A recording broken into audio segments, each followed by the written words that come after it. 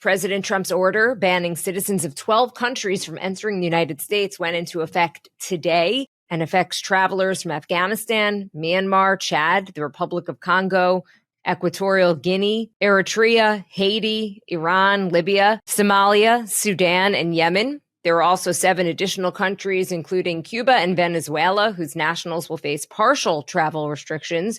Trump said these countries were determined to harbor a, quote, large-scale presence of terrorists, fail to cooperate on visa security, have an inability to verify travelers' identities, as well as inadequate record-keeping of criminal histories and high rates of visa overstays in the United States. That it can't come soon enough, frankly.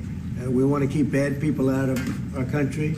He cited last Sunday's terror attack in Boulder, Colorado, in which an Egyptian national tried to light Jews on fire who were holding a walk for Israeli hostages. So he used that as an example of why these new curbs are needed. Egypt, by the way, not part of the travel ban. Reaction from the impacted countries has been swift. Chad has retaliated by suspending all visas to U.S. citizens, with the country's president saying that the country, quote, has its dignity and pride. Venezuela's interior minister warned that, quote, being in the United States is a great risk for anyone, not just for Venezuelans. Yeah, so if this seems familiar, it's because there was a travel ban instituted back when Trump took office the first time, though in a much more haphazard, immediate way. This time, they tried to research it in a better way.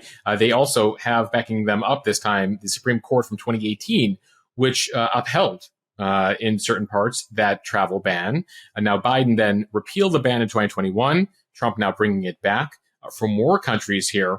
Democrats, human rights organizations condemning it, calling it discriminatory, racist. Republicans supporting this, contending that Americans are worried about immigrants who come to the U.S. and commit crimes and stay beyond their visas. The White House calling these common sense restrictions that will protect Americans from dangerous foreign actors.